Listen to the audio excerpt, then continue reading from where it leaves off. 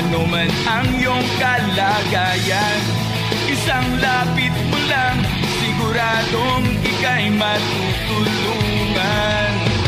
Servisyong Suarez, may pagunlad sa ating lalawigan. Nais ko pong i-announce sa inyo na kaya rin po nandito si Governor J.J. Suarez, other than unveiling the new project, which is the Infanta Central Elementary School Covered Pathwalk, ay binisita ko rin po ang inyong Gabaldon at tinuro po sa akin ng inyong mga school heads.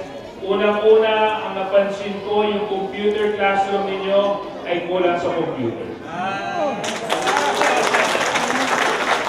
Ang isa din napansin ko ay yung inyong multi-purpose hall ay hall lang. Walang furniture, walang gamit, walang upuan, walang lamesa. So hindi rin po natin napapakinabangan. Nasasabihin ko po sa inyo sa susunod na pagbalik ni Governor J.J. Suarez sa lungsod ng Lucena, sa susunod na meeting ng school board ng Provincial Government of Quezon, itatakal na rin po namin yung kakulangan pa sa Gabaldon ng Infanta Central School at ituloy yung mga computer. May isang bukod tanging paaralan dito sa ating lalawigan kung saan ang mga kababayan po natin ay nag-ambag ng tulong, pinansyal na tulong para makapagpagawa ng isang napakagandang gusali. Yung ilang mga kababayan po natin, yung ilang mga schools natin, hihingi sa politiko, lalapit sa mayor, lalapit sa congressman, lalapit sa governor, lalapit sa senador para makapagpagawa at para makapagpaayos ng kanilang mga silid-aralan. Ngunit bukod kami po ang Infanta Central Elementary School. Kaya inspired po si Governor J.J. Suarez na makapagbigay din ng tulong. Sa bayan ng Infanta din po, kasama sa mga pagbiyahe ni Governor J.J. Suarez, ay mamaya kakausapin ko na po yung may-ari ng lupa na pagtatayuan ng bagong ospital sa bayan ng Infanta. It will be the first brand new hospital that Quezon Province will put up for the year 2012. Sa inyo lahat mga kasama, ako po lubos na nagpapasalamat sa pagkakataon. Bayan ng Infanta Central Elementary School, you are an inspiration and a symbol of hope to our province. You have inspired the Governor of Quezon Province to work and to provide better services here in the province of Quezon. Kaya po sa inyong lahat, congratulations, maraming salamat. Mabuhay po ang Infanta Central Elementary School at mabuhay din po ang ating lalawigan. Sama-sama, masaya sa Servisyong Suarez, may pag-asa. Sama-sama, masaya sa Servisyong Suarez, may pagkakaisa. Sama-sama, masaya sa Servisyong Suarez, may pag-asa.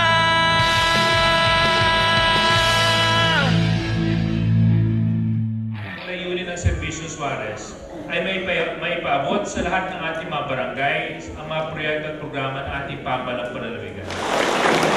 Lalagay na rin po tayo ng bagong ospital.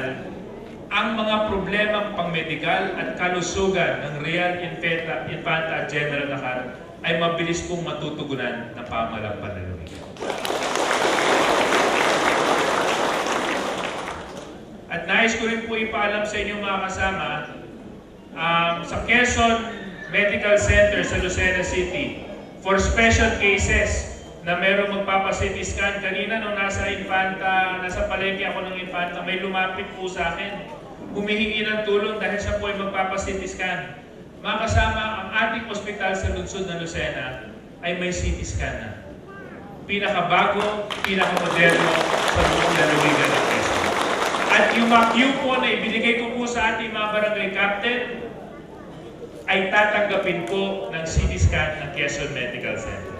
Sa sobrang ganda po ng CT scan, makikita po namin yung mga bara-bara po ninyo sa ugat, mga litid na naiipit, At makikita din po namin sa CT scan, dahil papasok po kayo doon, parang x-ray, makikita din po namin kung kayo po ay Suarez o hindi.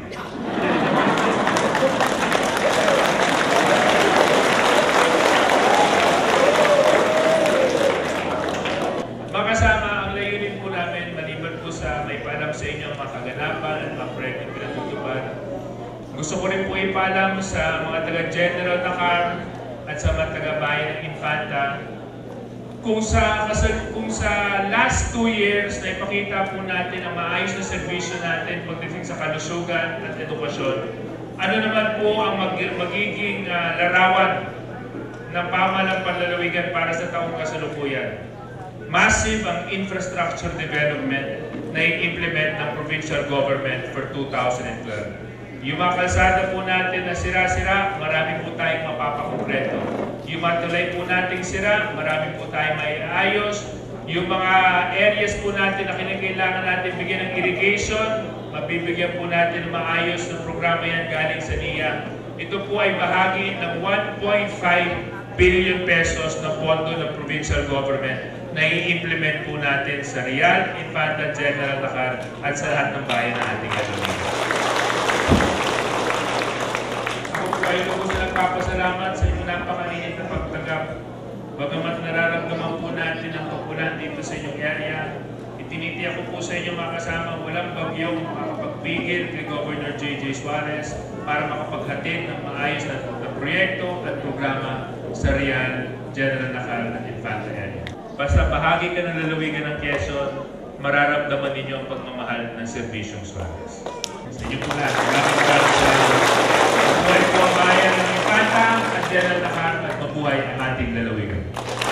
Servisyong Suarez, kaagapay ng mamamayan. Servisyong Suarez, lahat tayo'y pantay-pantay. Servisyong Suarez, may pag-asa.